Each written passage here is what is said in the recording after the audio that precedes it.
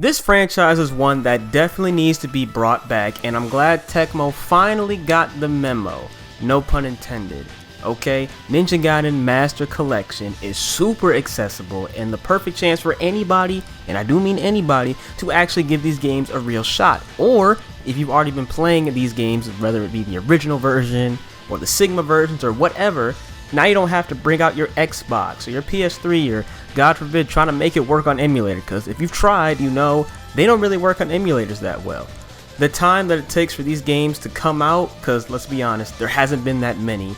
The lack of any new game has really given the old ones a chance to shine, take a step back, and age gracefully while still keeping its identity intact, and now that it's making a much needed and well deserved comeback, this is the perfect time to get into it. And if you've never played it, or if you don't know if you want to play it, let me tell you why you should play it. The combat is the main selling point, and to be honest with you, Ninja Gaiden really likes to focus on being precise and understanding every single one of your moves and how to use them, because I'm going to be honest here, you need to know what weapon you have, what moves you can use, and what enemies you are fighting, because otherwise you are going to lose, and I guarantee that.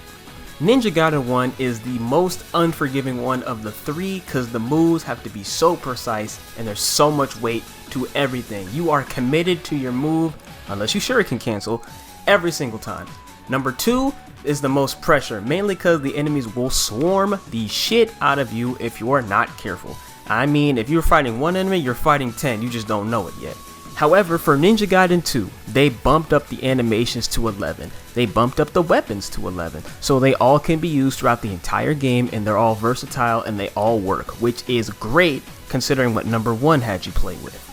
Now, for number 3, it's like a combination of the last two, so you got the precision and the weight of Ninja Gaiden 1 with the versatile weapons and the over-the-top animations of Ninja Gaiden 2.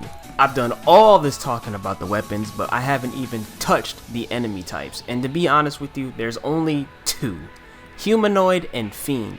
Humanoids are fast, they're kind of small, they can swarm you, they have long and short range attacks, and they just love to dart around the screen. However, you can also move around them, and they can get stunned or killed pretty quickly, so they're not too much of a hassle once you understand. The Fiend enemies are like the exact opposite of pretty much everything I just said. They're slow, they're big, they don't get stunned, aka super armor, and they do a shitload of damage, but they're only in close range. Now, some of them might have a grab, which then you gotta be careful. However, if you can move around the enemies from before, these guys stay stationary, so you really can move around them. So once you understand where they are on the map, then you can kind of place your attacks around them instead of trying to have them hit you. Make sense? Oh, I almost forgot. Unless you use a heavy weapon like a great sword or a scythe or whatever the game you're playing has, then those weapons will negate their super armor, and then they kind of get hit like any other enemy. So for them specifically, use a big weapon. However, of course, that big weapon is going to be very slow, and if you're fighting fast enemies with a big weapon, you're going to get hit. Like, get hit. Oh my god. For recording footage for this video specifically, I had to re-experience what Ninja Gaiden difficulty felt like, and yo, that shit is not okay. Like, it's really not. This shit is turned up to 11, okay?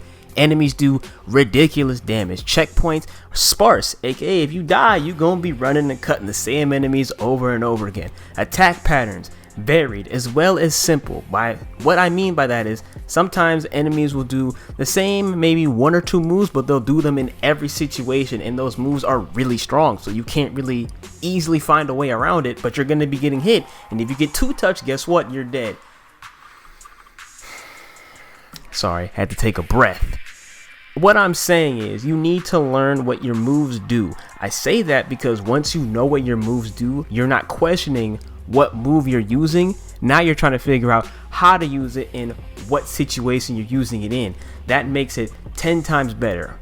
And as well, you gotta have your execution on point. You can't be flubbing on the buttons. You can't be rolling here, dodging here, but getting hit. None of that, because the enemies will not and do not give a fuck about your feelings or your health bar. They see an opening, they're killing you. I never got a chance to see what the Sigma versions look like, mainly because I never played the Sigma versions, only the original Ninja Gaiden Black, which I know is not the original. For those in the comments who are waiting to say something about it, just follow me for a second. And I'd only played the original Xbox 360 version of Ninja Gaiden 2. Anyway, I say that to say, I have not seen these games, and I'm gonna be honest with you, they're not that bad. Like, in terms of graphics, I think the first one looks the best. And that's mainly due to the colors and the lighting and the quality of the camera, as well as how the models actually look in this version. The other two games, they're not bad. It's just those games already looked good as it is, so the Sigma version was just like, okay. Also, it says it can go in 4K. I don't think I have a monitor that can go 4K, but I definitely see the frame rate got bumped up to at least a 60. Don't quote me on that, but the shit looks buttery smooth. Okay, so as I said, I didn't play Ninja Gaiden Sigma. So when I'm playing the game, they changed some gameplay things around, and I wouldn't have noticed until I actually played it, but it actually is kind of a big deal.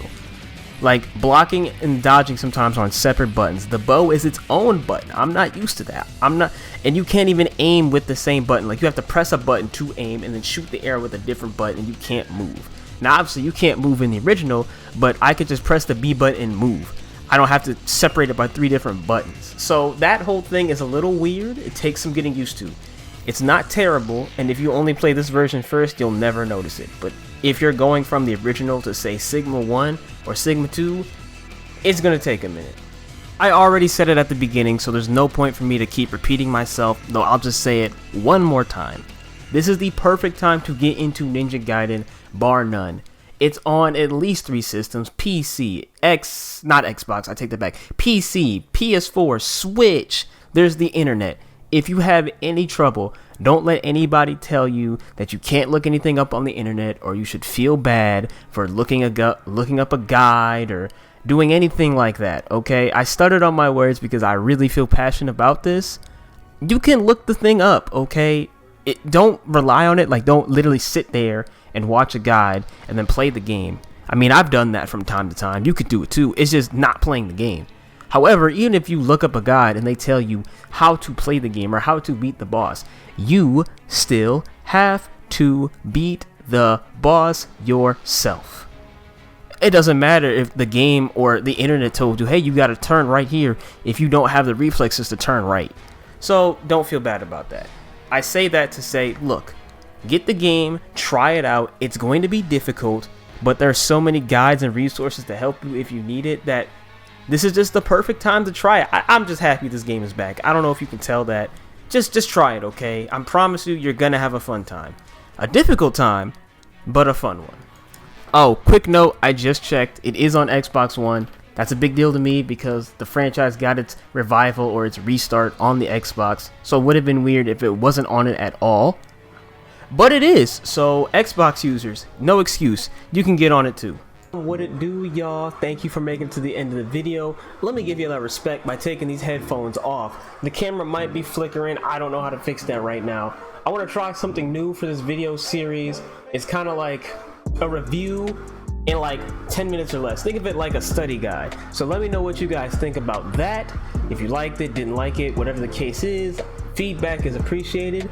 Thank you for making it this far. I'll catch you on the next one. I know the fan is in the background. If y'all can hear it, just know it's hot as fuck, so I'm not turning it off. I will catch you on the next one.